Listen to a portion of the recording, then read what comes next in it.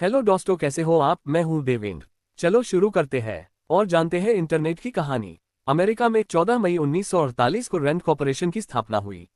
इस संस्था में अमेरिका के सबसे तेज दिमागों को इकट्ठा किया गया, जिनका एकमात्र उद्देश्य था अमेरिका को सुपर पावर बनाए रखना। उसी दौरान सोवियत यूनियन में न्यूक्लियर टेस्ट की तैयारी चल रही थी।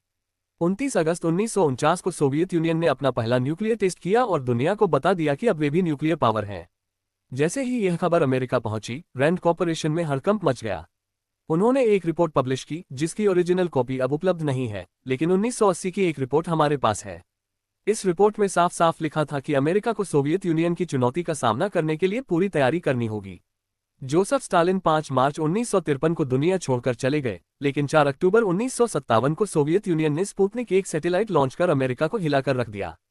स्पुतनिक 1 के लॉन्च होते ही अमेरिका में हाहाकार मच गया। जनता से लेकर सरकार तक सब चौंक गए।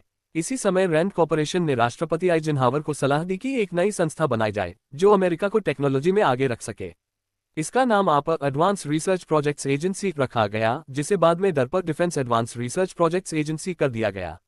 डरपा का मकसद, इस एजेंसी का एक ही उद्देश्य था, हर उस तकनीक को विकसित करना जिससे अमेरिका की ताकत बनी रहे। साल 1959 में पॉल बैरन नामक वैज्ञानिक रैंड कॉर्पोरेशन से जुड़े। उन्होंने अमेरिका में नए खतरे की चेतावनी दी। अगर कोई दुश्मन न्यूक्लियर मिसाइल से हमला करता है तो हमारा पूरा कम्युनिकेशन सिस्टम ठप हो जाएगा। अगर कम्युनिकेशन ही खत्म हो गया तो ना हम हमले का जवाब दे पाएंगे, ना अपनी सुरक्षा कर पाएंगे। कम्युनिकेशन की समस्या और समाधान। उस समय टेलीफोन नेटवर्क सर्किट स्विचिंग पर आधारित था, जिसमें कॉल पहले सेंट्रल ऑफिस से होकर गुजरती थी। अगर सेंट्रल ऑफिस पर हमला होता तो संपूर्ण कम्युनिकेशन ठप हो जाता।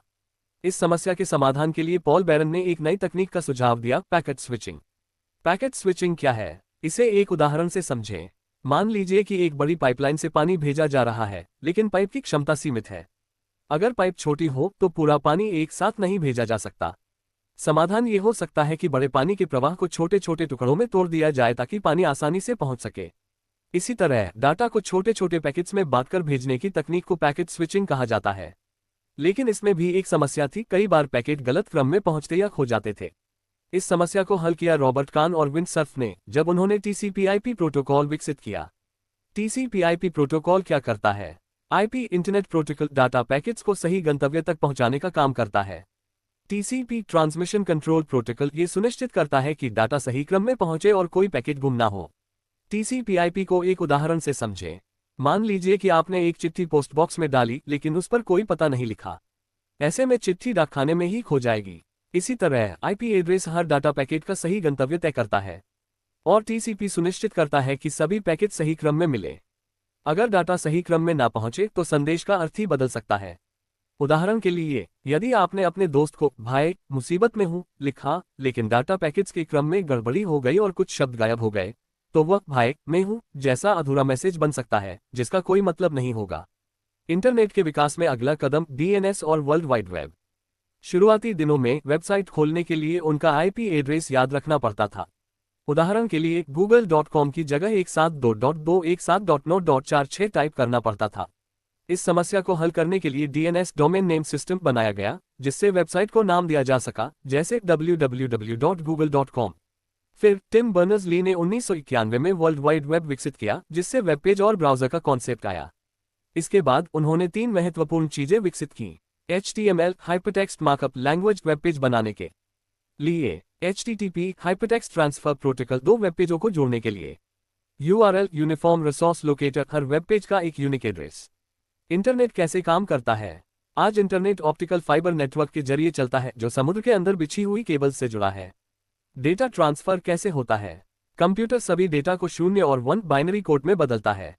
यह बाइनरी कोड ऑप्टिकल फाइबर के जरिए लाइट सिग्नल के रूप में ट्रांसमिट होता है। अगर लाइट ऑन होती है तो इसे 1 माना जाता है। अगर लाइट बंद होती है तो इसे 0 माना जाता है। इस तरह लाइट के ऑन और ऑफ होने के पैटर्न से डेटा ट्रांसफर होता है। इंटरनेट का भविष्य और अमेरिकी रणनीति। टिम बर्नर्स-ली चाहते थे कि इंटरनेट फ्री और ओपन सोर्स रहे ताकि इसे कोई एक संस्था नियंत्रित ना कर सके। लेकिन अमेरिकी सरकार चाहती थी कि पूरी दुनिया इंटरनेट का इस्तेमाल करे, जिससे डिजिटल जासूसी आसान हो।